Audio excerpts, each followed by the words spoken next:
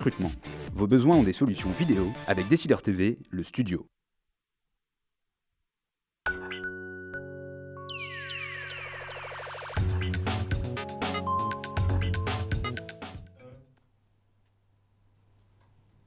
Bonjour à tous et bienvenue dans ce nouveau numéro des Décideurs du Net. Nicolas James sera, comme d'habitude, à mes côtés tout au long de cette émission.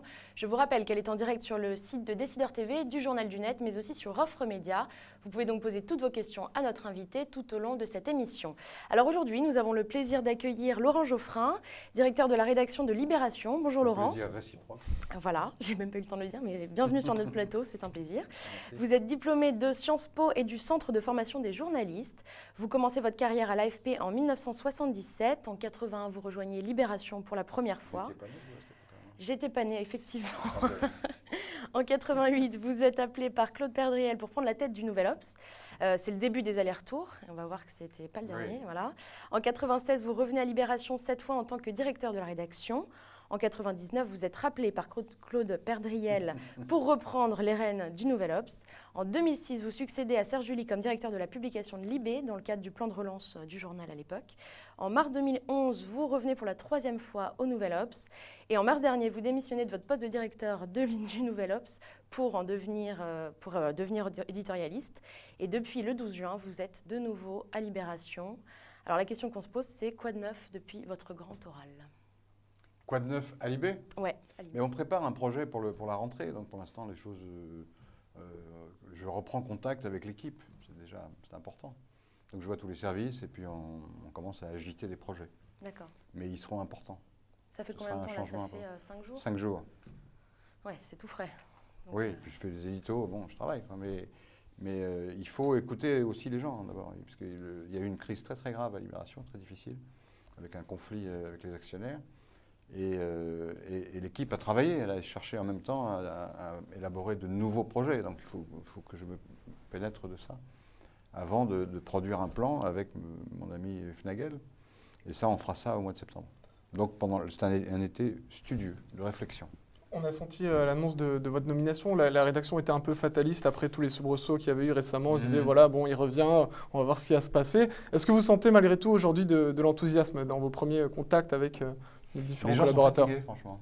Ils sont fatigués parce qu'ils ont vécu 6 mois pendant lesquels ils étaient en conflit d'abord, et deuxièmement, pendant lesquels ils se demandaient à la fin du mois si le journal serait encore à même de les payer. Quoi. Donc c'est un peu éprouvant pour les nerfs. Et donc on sent ça quand même. En même temps, c'est une équipe qui a une résistance incroyable. Ils ont une résilience, comme on dit aujourd'hui, tout à fait hors du commun. Et donc, ils font le journal. Et souvent, le journal est pas mal, il est plutôt bon. Et maintenant, il faut le changer, il faut le transformer. Ça ne se fait pas du jour au lendemain. Il faut réfléchir, il faut discuter. Et c'est ce qu'on est en train de faire. Alors, quel est votre premier grand projet pour Libé ? La première chose que vous allez faire, peut-être quand Fnagel sera là ou... La première chose qu'on va faire, il y a 2 choses. Il y a le projet rédactionnel sur le fond. Libération, c'est un journal politique, mais il doit projeter une image d'ouverture en même temps. Donc il doit affirmer ses engagements, il doit faire des campagnes, la prise de position, et en même temps, il ne faut pas qu'il y ait des gens qui se sentent écartés, quoi. Donc il faut gérer cette manière de faire le journal qui soit à la fois engagée et généreuse, et ouverte. Donc on fait ça au jour le jour. Mais ça suppose aussi de réfléchir au chemin de fer, à la manière dont on écrit, etc. Et puis il faut privilégier le récit, la valeur ajoutée. Je parle là pour le quotidien papier, puisque pour l'instant, l'équipe fait d'abord le quotidien papier. Alors ça, c'est le deuxième problème, c'est que c'est un journal quotidien qui fait aussi un site. Bon, il faut arrêter ça. Il faut faire les deux en même temps maintenant. Donc il va y avoir une refonte de la rédac. Il y a un virage numérique qui a déjà été pris par Libération depuis très longtemps. Il y a un site depuis 15 ans maintenant. Mais il faut aller à l'étape suivante, c'est-à-dire, ça devient, je sais pas, dans 2, 3 ans, 4 ans, ça sera un grand site web qui fait un quotidien papier, en plus, avec de la valeur ajoutée.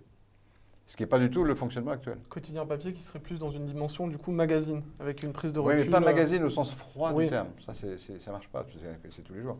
Il faut un magazine chaud, mais il faut beaucoup d'enquêtes exclusives, il faut de l'investigation, et il faut du récit, et de la polémique, du débat.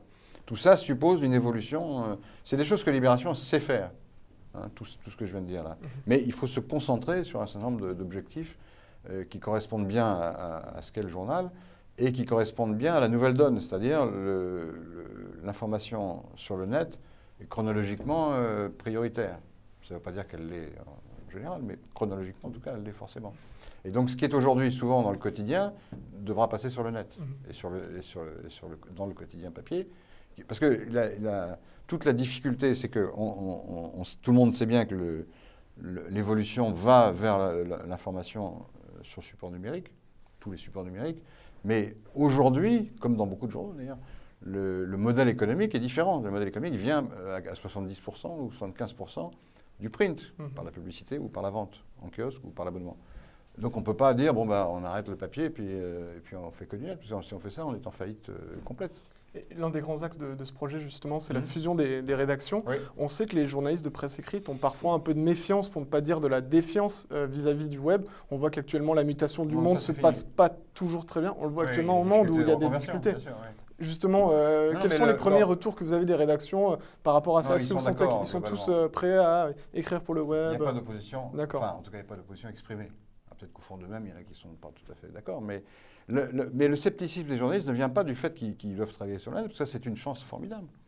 Tout le monde reconnaît aujourd'hui que c'est des nouvelles formes d'écriture. Et puis même dans la société, tout le monde voit bien que c'est une espèce d'utopie qui date de très longtemps, qui consiste à dire la culture et l'information doivent être à la portée de tout le monde, gratuitement et de manière instantanée. C'est fait. C'est ça qui est incroyable. C'est que nous sommes les victimes d'un progrès immense. Ouais. C'est le paradoxe complet. Le scepticisme des journalistes, quand il existe, pas toujours, hein, mais il vient du modèle économique. Parce que les gens se disent, bon, on va faire beaucoup d'efforts pour un canal nouveau de diffusion, ou plein de canaux nouveaux, mais ça ne rapporte pas suffisamment. Donc ils se disent, bon, alors est-ce qu'on n'est pas en train de se tromper économiquement parlant? Culturellement, maintenant, c'est fini. Tout le monde pense qu'il faut passer sur le web. Bien sûr. Justement, vous rappelez que le papier représentait 75% du chiffre d'affaires. C'est un handicap. L'objectif, c'est d'essayer d'équilibrer un peu plus. C'est que le chiffre d'affaires, en termes économiques, le chiffre d'affaires bascule progressivement de l'un à l'autre, mais pas en réduisant de manière draconienne les recettes papier. Ce serait absurde. On va pas commencer à creuser un déficit qui existe déjà. Mais est-ce que ce ne sera pas aussi favorisé naturellement par la baisse finalement de la diffusion papier qu'on observe depuis 2-3 ans? On voit qu'en l'espace d'un an, vous avez perdu 15% de... Oui, ça fait beaucoup. Oui, oui, nécessité fait loi. Le réseau de kiosques s'effrite lentement. Le chiffre d'affaires des kiosques diminue de 5 à 10% par an, enfin 5% plutôt. Il y a de moins en moins de gens qui vont au kiosque, malheureusement. Mais c'est comme ça. Donc il faut les rattraper sur le net. Alors on a beaucoup de questions d'internautes. Patrick demande pourquoi l'IB n'accepte pas de 109? C'est pas vrai ça. D'abord moi mon sang est neuf, d'abord, premier point. Deuxième point, Hufnagel c'est du 109. Alors il connaît un peu l'IB parce qu'il y était mais il y a 10 ans. Et puis il y a eu plein de recrutements. Quand on regarde l'équipe, elle est pas... Il y a des vieux, il y a des jeunes, c'est mélangé. Il y a un taux de turnover satisfaisant. Non, la difficulté, c'est que comme le journal a fait de mauvaises affaires à un certain moment, le nombre d'embauches est forcément limité dans ces circonstances-là.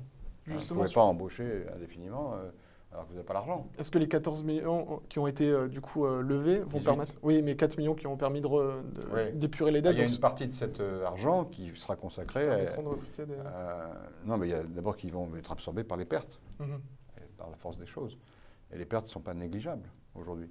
Et puis il y a une autre partie qui sera consacrée à des investissements. Sur 2014, vous pensez que vous allez... Parce que c'était 1,5 million, je crois, de pertes en 2013. 2014, qu'est-ce qui est prévu?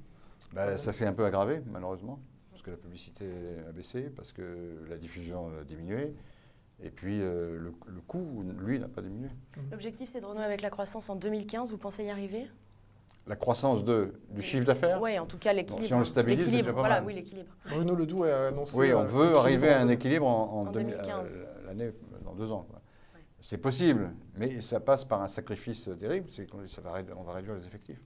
Par départ volontaire, mais enfin, on va les réduire. De combien? Il faudrait arriver à 50, de moins. Quand je suis parti de Libération, il y a donc 4 ans, il y avait 200 salariés. Là, il y en a 250. Alors, je comprends pourquoi ça s'est passé comme ça, parce qu'il y a toujours des trous à boucher, d'une part, il y a toujours des gens bien qu'on peut embaucher. Et puis le journal, quand je suis parti, on avait rééquilibré les comptes, et après, il y a eu une campagne électorale, ce qui fait que la diffusion a augmenté, et donc il y avait un peu plus d'argent, il y a un début de bénéfice. Et là, on a embauché. Mais maintenant, comme les recettes ont replongé, il faut reprendre des mesures socialement difficiles. Alors justement, il y a un internaute qui demande, les problèmes de l'IB ne correspondent-ils pas au déclin de la génération 68 ? Est-ce que vous pensez que c'est un rapport ? Oui, c'est un peu vrai à certains égards. Il y a certains réflexes dans le journal qui sont datés. Mais il y a toute une nouvelle génération qui est là depuis, je sais pas, 2 ans, 10 ans, qui n'a rien à voir avec 68. Ou alors, paradoxalement, parce que quand les jeunes cherchent un journal qui correspond à leurs idées, s'ils sont plutôt libertaires, de gauche, égalitaires, ben, ils ont tendance à la libération.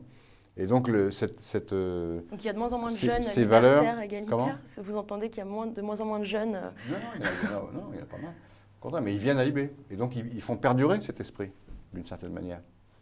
D'un point de vue édito, un des reproches qu'on formule également assez souvent à l'encontre de l'IB, c'est d'être un peu trop parisien. Est-ce que vous partagez ce reproche, d'être un peu trop centré sur finalement, et de se couper finalement de la province Non, ça me paraît injuste de dire ça. Qu'est-ce qu'on entend par là exactement? Parce qu'on parle de la France entière. On a des correspondants partout en France. Vous aviez arrêté, enfin Nicolas Demorand avait arrêté les éditions Libéville aussi. Vous pensez que ça c'est un Les éditions projet Libé sur le net? Ouais. Oui, parce qu'il n'y a pas de marché publicitaire. D'accord, c'est une question. On n'arrivait pas à le faire vivre. C'est pas qu'on voulait se couper de la promesse. Au contraire, on a plein de correspondants. Mais ils sont pigistes. Il y a quelques-uns qui sont salariés par le journal, d'autres qui sont pigistes. Mais le journal s'efforce de rendre compte de toute l'actualité mondiale et nationale. Il n'est pas spécialement parisien. Quand on dit ça, on veut dire qu'il est trop élitiste, par exemple. Ça, on peut dire ça. Bon, c'est possible. Mais on va corriger ça. Alors un autre internaute demande, quelles seront les sources de revenus de l'IB dans 5 ans? Alors, si je le savais, voilà. Je serais content. Le but, c'est de rééquilibrer il y a 3 grandes sources. Il y a le print aujourd'hui, avec publicité, abonnement et vente en kiosque, qui fait la grande majorité. Le but, c'est de rééquilibrer, c'est-à-dire d'augmenter les recettes sur le net et de développer des activités dans un 3e secteur qui correspondent à la personnalité du journal et qui font un chiffre d'affaires. Comme on avait fait, c'est moi qui avais lancé ça à l'époque, des grands forums de villes qui sont équilibrés ou qui dégagent une marge qui n'est pas négligeable et qui permettent d'alimenter le journal. Donc on veut redévelopper ça et puis il y a d'autres activités possibles. Il y en a toujours actuellement Il y en a encore, oui, mais moins qu'avant. Ok. Il y en a eu récemment à Rennes et qui a très bien marché. Il y a eu, je sais pas, 10 000 personnes qui sont venues. C'est quand même du monde, quoi. Un des gros enjeux qui sous-tendent un peu cette recherche de nouvelles sources de revenus, c'est finalement, d'ailleurs c'est un des grands combats de la rédaction, c'est de dire que l'IB n'est pas une marque, c'est un journal. Est-ce que vous partagez cette posture finalement? Oui, je suis d'accord, oui. Il y avait la une. C'est une marque de journal. Il y avait la une du 7 février. Enfin, en l'occurrence, quand vous créez des forums, quand vous essayez d'aller vers du serviciel, c'est transformer la marque. Mais la marque, ils n'aiment pas ça parce que c'est un langage du monde publicitaire. D'accord. C'est juste l'aspect marketing de la chose qui vous pensez les froisse. En fait. Oui, je pense, oui, mais je comprends ça. Hein. On n'est pas un journal comme Libération, ça a une histoire et ça défend des valeurs journalistiques, des valeurs politiques, humanistes, et donc les journalistes n'aiment pas être assimilés à d'autres industries qui ont moins l'esprit civique, qui sont des entreprises commerciales classiques. C'est très bien d'ailleurs, mais les journalistes pensent qu'ils sont là aussi pour jouer un rôle dans le débat public. Ouais. Mais au-delà de la question sémantique, comme vous le rappelez, c'est quand même nécessaire que Libération aille sur ces autres segments. On l'a toujours fait, alors avec plus ou moins de réussite. On a toujours essayé d'avoir de nouvelles activités. À un moment, on a essayé de faire une radio, une télévision, il y avait une boîte de production qui était liée à l'IB. À un moment, il y a des sites de rencontres qui étaient liés plus ou moins à l'IB, enfin qui n'étaient pas du journalisme à proprement parler. C'est justement ce que reprochent les journalistes. On se souvient de la une du 7 février, nous sommes un journal. Non, mais c'est parce qu'il y a une maladresse que notre actionnaire confesse volontiers. Ils ont compris ils ont cru comprendre, et je comprends qu'ils aient compris ça d'ailleurs, qu'ils allaient être obligés de déménager pour mettre un restaurant à la place. Ils ont dit que c'est pas possible, on est un journal. Bon, je comprends qu'ils disent ça. Mais par contre, il n'y a aucune opposition de principe à chercher à diversifier l'activité du journal. Donc on a dans d'autres secteurs. Alors, évidemment, si c'est pour vendre des casseroles, non, ça ne marchera pas. Justement, on évoque donc l'activité forum. Quelles pourraient être ces autres sources de revenus que vous avez identifiées? Alors, on a lancé à titre modeste et expérimental une boucle radio pour s'habituer à faire du son et à produire de manière professionnelle du son, de la radio, etc. on va développer cet aspect des choses. On va chercher sur le net à faire des verticales ou des chaînes, ça dépend quel est le vocabulaire, qui permettent de couvrir de manière plus approfondie certains secteurs, dont on espère qu'on tirerait des revenus publicitaires une fois qu'on aura lancé ça. Par exemple, les forums, on va essayer de les modifier dans leur contenu et dans leur nature, de manière à en faire plus, mais peut-être plus ciblés ou avec d'autres partenaires. Enfin bon, il y a plein de projets qui vont se développer autour du losange rouge que tout le monde connaît. Ouais. Ça a une réputation et alors les gens sont parfois déçus par le journal, ils sont agacés par ses idées, tout ce qu'on veut. Mais c'est une entreprise et c'est une équipe qui a une réputation forte. Vous pensez que la radio qui repose sur un modèle publicitaire, donc pas forcément le modèle le plus en croissance actuellement, peut représenter à terme une part substantielle de Je n'en sais rien. Si on n'essaye pas, on ne le saura pas. D'accord. Ok. Alors, un internaute demande, François Hollande fait-il baisser les ventes de Libé? François Hollande fait-il baisser les ventes de Libé? Ce qui est probable, parce que je l'ai vu à l'Observateur, c'est que la mauvaise posture dans laquelle se trouve le gouvernement, et la gauche en général, on l'a vu aux européennes, pas seulement le gouvernement d'ailleurs, parce que toute la gauche a pâti dans le scrutin, il est possible que les journaux de gauche, enfin classés à gauche, en pâtissent, ça c'est possible. Il y a un seul journal qui progresse vraiment, c'est Valeurs Actuelles, qui est limite Front National. Et le Figaro s'effrite moins que les autres. Donc il est probable que la déception éprouvée par le lectorat de gauche joue sur nos ventes. À l'inverse, vous bénéficiez de la droite au pouvoir, ça vous impacte aussi? Quand on a fait un scoop formidable avec l'affaire Big Malion, évidemment, ça fait monter les ventes, ça c'est sûr. Mais quand c'est la droite au pouvoir et que c'est Sarkozy, par exemple, c'est variable, ça dépend des moments. Sous Sarkozy, on vendait très bien, ouais. Quand on parlait de Sarkozy, en général, c'était pas pour en dire forcément du bien, mais ça soutenait les ventes. Mais c'était le cas aussi pour des journaux comme Marianne ou comme l'Obs. Il y avait eu cette une sur Le Pen aussi qui s'était vendue à 600 000 exemplaires avec ce fameux nom. C'était une émotion incroyable en 2002 parce que Le Pen se retrouvait au second tour. Et puis les gens avaient manifesté avec Libé comme ça. Ça fait plaisir, ça. À quelle date arrêtez-vous le papier, demande Patrick. Mais je n'en sais rien parce que le papier va évoluer. Il faut qu'il se remette en cause, il faut que le contenu soit modifié. Mais qui peut savoir s'il n'y a pas une partie du lectorat qui va conserver son habitude, quoi.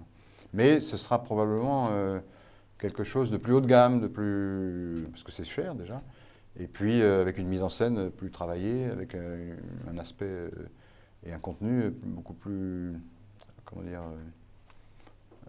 écrit, approfondi, avec de la valeur ajoutée. Je ne pense pas que ça puisse disparaître. En tout cas, ça ne va pas disparaître du jour au lendemain. Si vous prenez les courbes, les journaux perdent 5% par an. Alors, au bout de 10 ans, ça fait 50%. Enfin, il en reste encore la moitié. Ouais. Donc ça va encore durer pas mal, je pense. Pour vous, c'est une fatalité, du coup, la baisse de la diffusion je ne sais même pas. On étudie, on essaye toujours de faire de la veille journalistique et technologique. Aux États-Unis, il y a quand les gens entrent dans la vie active, passent les 30 ans, ils relisent du papier le week-end, notamment les suppléments des quotidiens américains qui sont très fournis, vous le savez. Ouais. Et donc, ils sont chez eux tranquillement et ils lisent du papier. C'est ce qu'on me dit, je n'en sais rien, je n'ai pas vérifié. Il y a des gens qui sont toujours attachés, mais ça sera évident et ce sera beaucoup moins important. Les choses se passeront sur le net, le papier sera en plus. On en parlait, vous allez relancer un petit peu la radio, les sites internet, les télés se mettent à écrire des articles, les radios se mettent à écrire des articles en ligne. Est-ce qu'on assiste à une redéfinition des rôles dans les médias C'est que Internet, ce n'est pas un média, ça comprend l'ensemble des médias. D'accord. Donc on est dans un monde numérique, donc il y a tout. Mais ça floute un peu le décor, non? Est-ce que vous trouvez... La concurrence est féroce, c'est une jungle incroyable, c'est vrai. C'est vrai, puisque pour créer un site, ça coûte pas cher. Ça coûte du talent et des idées. Mais quand on a la bonne idée, on n'a pas besoin d'une mise de fonds considérable. Donc dans le monde des médias, c'est un changement énorme, ça. Ce changement avait déjà... On voyait déjà la chose pour les radios. Faire une radio, c'est pas très très cher. Mais c'est quand même plus cher que de faire un site. Par contre, lancer une télé, c'est très cher. Ou lancer un hebdo, ou lancer un quotidien, c'est extrêmement cher. Donc le nombre d'acteurs était forcément plus limité. Sur le net, le nombre d'acteurs est infini. Vous vous sentez menacé par les blogs, par exemple? Ou par la multitude? On en a chez nous, alors c'est une menace. Mais par les autres? Est-ce que Un c'est- peu, oui, enfin, un peu menacé. Encore une fois, c'est un progrès formidable. On ne va pas passer notre temps à dire qu'on est menacé, ce serait ridicule. En tout cas, vous dites qu'effectivement, c'est des formidables bassins d'audience, mais ça reste un problème de monétisation. Et oui, bien sûr. Lors de votre rôle, justement, Mais vous c'est avez gratuit. évoqué un passage vers le payant avec un système Oui. de softwall. Vous pensez que c'est, en tout cas, un des axes de... à étudier. C'est l'hypothèse sur laquelle on travaille. On va essayer de la vérifier et de faire des calculs de probabilité pour voir si on a une chance d'y arriver. Mais le tout gratuit, parce que quand vous payez un journaliste pendant 3 semaines pour faire une enquête, et puis vous mettez ça gratuitement. Alors si on est pris dans un déluge de publicité, c'est pas très grave, comme une radio si vous voulez. Mais l'expérience depuis 10 ans montre que c'est pas le cas. Il y a de la publicité sur le net, mais avec un tarif bas et en nombre insuffisant. Donc il y a un moment où on va dire à nos lecteurs, écoutez, voilà, ça nous coûte quand même beaucoup d'argent de faire ça. Non pas que les gens soient très bien payés, c'est pas la question, mais ça prend du temps, quoi. Faire une bonne enquête journalistique, ça prend du temps, sérieuse. Bon, ceux qui la lisent peuvent comprendre à la fin des fins qu'ils doivent contribuer à équilibrer nos comptes. Il y a énormément de questions, on va essayer d'y répondre partiellement. Comment comptez-vous réconcilier la gauche avec les Français? Est-ce que c'est une vaste entreprise On n'est pas un parti politique, donc nous on fait des articles, on fait du journalisme. Mais c'est vrai qu'on a des engagements. Donc il faut aller au cœur de la société française et de la mondialisation pour détecter les nouveaux combats, les nouvelles luttes, les nouvelles fractures. C'est ça c'est comme ça qu'on peut renouveler. C'est pas par un travail idéologique, encore que ça c'est pour les intellectuels auxquels on donne la parole, mais nous, journalistes, c'est le réel qui nous intéresse. Donc il faut chercher dans le réel quelles sont les causes qui nous paraissent les plus neuves et les plus porteuses d'avenir. Donc c'est un travail d'enquête et de reportage. C'est comme ça qu'on peut renouveler les thématiques. Alors un autre internaute demande pourquoi ne pas avoir créé votre site internet, enfin votre site tout court d'ailleurs, comme Colombani ou Bétou. Et moi personnellement, Oui, personnellement. Je sais pas. Vous n'avez pas été tenté par l'aventure entrepreneuriale De vous poser la question finalement. pour la première fois. Vous savez, l'aventure entrepreneuriale, je la vis depuis 15 ans quand même, parce que je dirige soit un hebdo, soit un journal. C'est pas votre bébé. Enfin, ça le Non, devient peut-être, mais j'ai hérité du bébé. par adoption. Mais je vous assure que la vie de chef d'entreprise ou chef de PME n'est pas toujours confortable. Hein. Il y a pas c'est un travail d'entrepreneur. Alors Patrick demande justement, avez-vous rencontré Patrick Drahi? Je ne l'ai pas rencontré personnellement. J'ai rencontré parce qu'il a nommé un de ses collaborateurs qui est au conseil qui sera au conseil de surveillance. Alors lui, je l'ai rencontré évidemment. Vous allez le rencontrer quand même. Drahi ? Oui. Oui, dès qu'il est libre. D'accord. Comment est vécu son arrivée en interne? Pas mal en fait, parce que évidemment ça rassure, puisqu'il a une capacité financière réelle. Et puis il a été suffisamment courageux et audacieux pour mettre une partie de son argent dans ce journal dont tout le monde dit depuis je ne sais pas combien de temps qu'il est moribond, et puis il est toujours là. Donc il y a une force de résistance dans ce canard. Les fonds qu'il a apportés, justement, vous avez déjà identifié des axes prioritaires sur lesquels investir, au-delà effectivement des ressources humaines On qu'on a a une évoquées. difficulté, c'est que comme il y a des pertes, il faut déjà boucher les trous. Ouais. Bon, une partie de l'argent va être utilisée à ça. Ensuite, il y a une clause, légalement, quand le capital change substantiellement, il y a une clause de cession qui s'ouvre. C'est une clause qui permet aux journalistes de partir De conscience, volontairement, ouais. comme si, avec les mêmes indemnités, ou même parfois mieux, que s'ils étaient licenciés. Elle s'ouvre quand? Elle s'ouvre dès que le capital, le nouveau capital est fixé. Donc c'est d'ici, dans les jours qui viennent, ouais. mais Très elle n'est pas prochaine. encore ouverte. Ensuite, elle s'ouvre et donc les gens qui souhaitent partir ont droit à X mois, X mois d'indemnité par année de présence, D'accord. selon les années de présence. Alors ça coûte de l'argent, ça aussi, donc une partie de l'argent va être utilisée à ça. Ensuite, il y aura des investissements. Alors, ce qu'on met sous investissement, sous le terme investissement, ça peut être humain. Bon, il peut manquer tel poste, telle fonction, ou ça peut être des investissements techniques sur l'infographie, par exemple, ou sur le développement Internet, sur des choses comme ça. Mais du coup, le business plan pour les mois ou les années à venir a déjà été arrêté ou vous êtes Il y a encore un en train de réfléchir? Non, il y a un business plan de principe qui nous ramène à l'équilibre en 2015, mais il suppose un nouveau projet, lequel n'est pas fait puisque on n'était pas là. Ouais. Ni Hufnagel ni moi n'étions Justement, là. Johan Il y a des Hufnagel- projets dans le journal, mais il faut maintenant arbitrer. Quel sera le rôle justement de Johan Hufnagel dans ce nouveau projet? Parce qu'on le présente comme un numéro 1 bis, un directeur délégué de la rédaction. On sait qu'il n'a pas forcément l'expérience du papier. Son arrivée a été accueillie avec un peu de méfiance au sein de la rédaction. Quel sera bon son rôle? Oui, c'est ce qu'on a pu voir en tout cas. Voir où? Bah, dans certains journaux qui relayent des collaborateurs de Libération. Il y a des gens qui se méfient de tout. Ouais. Non, je trouvais que c'est un très bon professionnel. Puis il a fait ses preuves quand même. Il a monté le site d'information en 20 minutes et il a monté Slate. C'est de bonne qualité. 20 minutes, ça a été un succès d'audience incroyable. Et quant à Slate, c'est à la fois un succès d'audience et un succès qualitatif, haut de gamme, quoi. Vous opérez Donc en il binôme. est bon, quoi. Il est bon. Et vous opérez en binôme, du coup? Ah bah oui, on va travailler ensemble tout le temps, bien sûr. Ouais. Mais ça, j'ai l'habitude. Hein. Voilà une question qui va peut-être vous hérisser un peu le poil. Le vrai problème de Libé n'est-il pas la mentalité des journalistes qui refusent de voir la réalité en face, perte d'audience, de notoriété, résultats, etc. Comment faire évoluer ces mentalités? Mais ils voient la réalité en face, parce que les chiffres, ils sont publics. Et quant au retour des lecteurs, les journalistes, ils ont des retours. Hein. Ils sont pas, on croit toujours que les journalistes sont dans une tour d'ivoire, c'est complètement faux. D'abord, ce n'est pas des gens très très bien payés, hein. Enfin, ils sont payés correctement, mais sans plus. Donc il y a une différence entre l'image du public des journalistes de Libé et la réalité en fait en interne? Et souvent, il y a une différence entre l'image qu'ont les journalistes dans le public et la réalité. Un journaliste, c'est quelqu'un qui passe son temps à aller voir ce qui se passe dans la société, qui sort. Alors, il y en a qui sont affectés au journal, mais il y en a une grande partie qui sortent beaucoup. Ces gens-là, ils connaissent la réalité, ils sont payés pour ça. Et ils la connaissent souvent beaucoup mieux que ceux qui les critiquent, qui sont eux dans leur secteur, qui sont confinés dans un secteur particulier. Un journaliste, il y a les mauvais journalistes, qui ne comprennent rien à ce qui se passe, ça peut arriver. Enfin, ce n'est pas la majorité de l'espèce, fort heureusement. Il y a un rapport du New York Times qui formulait une grande autocritique vis-à-vis de la stratégie un peu du média sur le web. Je me rappelle que vous l'avez cité lors de votre oral. Qu'est-ce que vous avez envie de mettre en pratique qui ressort dans ce rapport? Il y a un truc qui m'a fasciné, mais ça vous devez connaître ça, et beaucoup de gens connaissent ça, c'est le truc qui s'appelle Snowfall. Vous connaissez ce truc? Ouais. C'est un récit très très long, en 5 chapitres, je crois, d'une avalanche. Alors, ça a l'air trivial comme ça.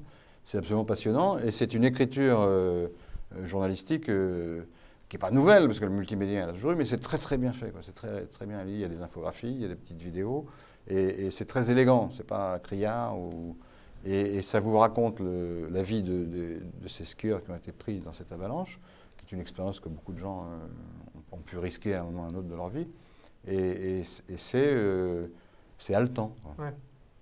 Et donc, mais pour faire ça, ça demande du temps, des moyens. C'était précisément un peu justement l'objet du rapport qui expliquait que ce genre de dispositif avait Mmh. très bien marché, mais c'est quand même très coûteux. C'est la vidéo, enfin c'est pas la vidéo, c'est l'objet au fond journalistique qui est le plus visité de tout le New York Times. Mais ça reste un je dispositif comprends pourquoi, très coûteux et sur mesure. Et justement, le rapport disait que certes, c'est bien de faire ce genre d'avoir ce genre de démarche, mais est-ce qu'il vaut mieux pas se concentrer sur la déclinaison en fait d'outils moins coûteux, mais plus facilement en fait déclinables sur le site? Faire les deux, évidemment. On ne peut pas faire tous les jours un truc comme Snowfall, ça coûte pas mal, beaucoup de temps en tout cas. Mais il faut réfléchir constamment à ces nouveaux moyens d'expression. Comment mixer le son, l'image dans ces canaux différents, quoi. C'est passionnant à faire. On découvre un univers nouveau. On fait pratiquement du mixte entre un journal, entre une télévision et même du cinéma, parce qu'il faut penser ça de manière comme un scénario de fiction avec des matériaux vrais. Donc c'est passionnant à faire. Et l'un des gros enseignements aussi de ce rapport, c'était que finalement aujourd'hui il y a un peu une muraille de Chine entre la rédaction et le côté business et technique. Ouais. Vous avez envie, vous, de casser cette muraille au sein de Libération? C'est ce qu'on entend par là. Il ne faut pas mélanger la publicité et le contenu. La muraille de Chine doit perdurer. Mais ce qu'ils voulaient dire, eux, c'est que les journalistes étaient encore, alors c'est un peu comme ça à Libération, étaient encore attirés, aimantés par le papier d'une part et par la homepage du site qui ressemble un peu à une de journal. Alors que les internautes arrivent de plus en plus par d'autres moyens. Ils ne viennent pas directement sur le New York Times, ils lisent les articles selon leur propre goût et leur propre tentation au jour le jour, comme ça. Chacun se fait son journal à lui, quoi. Il drive l'audience via d'autres... Alors l'audience vient autrement. Et le rapport disait que le New York Times n'avait pas encore saisi toutes les implications de ce comportement nouveau. Mais à Libé, l'idée de travailler avec les développeurs et avec les gens qui s'occupent de rendre le journal public n'est pas tabou, au contraire, les gens sont pour. Ce qui est tabou, enfin, ce qui est à juste titre, c'est de faire un mélange des genres qui trompe le lecteur. On lui vend quelque chose qui est publicitaire sous couvert de rédactionnel. C'est l'une des grandes tendances d'ailleurs du moment, le fameux brand content, les opérations un peu financées par des marques et qui sont un Mais peu si elles sont présentées financées sur par le des marques édito. et que le contenu est libre, c'est pas un problème. Dès lors que c'est labellisé tel quel, ça vous dérange Faut pas être de honnête. faire du brand content du coup sur Libération, il n'y a pas de souci. On le fait, quand on fait certains suppléments dans le print, on fait ça déjà. Quand on va faire un supplément, par exemple, sur les nouveaux modes de vie liés à un mode de vie plus sobre. Bon. Et puis on trouve des annonceurs qui disent moi je veux bien mettre de la publicité ou je veux même sponsoriser le supplément si vous voulez. Dès lors que l'annonceur n'intervient pas dans le contenu, c'est pas gênant. D'accord. Ça se fait très facilement. On l'a déjà fait 15 fois. Et ce qu'on fait sur le print, je vois pas pourquoi on ne pourrait pas le faire sur le net. C'est pas de raison. Alors une internaute demande comment allez-vous développer la vidéo sur l'eBay pour profiter de ce qui représente la plus forte croissance du marché publicitaire sur Internet? Et on va le faire, mais on n'a pas encore toutes les modalités. Donc on a des accords avec des gens qui produisent de la vidéo, ça existe déjà, mais il n'y en a pas assez. C'est vrai que le marché publicitaire s'est déplacé vers ce secteur-là. Ça va peut-être changer après, d'ailleurs. Pour l'instant, c'est ça, c'est vidéo. Alors donc on le fait, hein. Il y a des publicités qui apparaissent avant nos vidéos, mais on n'en a pas assez, donc on va en faire plus. Donc, mais le but, ce serait plutôt d'investir, comme l'a fait le Figaro, pour faire de la production en propre, ou de faire la syndication de contenu avec des partenaires? On n'en est pas là, franchement. D'accord, vous n'avez pas encore... On fera les deux, probablement. On va développer nos moyens propres et trouver des partenaires. Mais c'est en cours. D'accord. Bon, la dernière question, un retour probable au Nouvel Obs d'ici quelques années? Ça m'étonnerait, quand même. Mais vous savez, il n'y a pas beaucoup de journaux de gauche en France. Donc soit vous restez dans le même journal, ce qui est une solution, Soit vous faites des très honorable, soit vous n'avez pas beaucoup de choix. Je ne vais pas aller travailler au Figaro, ou, oui, Ce serait étonnant, au Point, effectivement. c'est un peu compliqué. Très bien. Écoutez, merci infiniment d'avoir répondu à toutes nos questions. J'étais ravi. C'était la dernière émission de la saison. On se retrouve donc à la rentrée. Bon été à tous.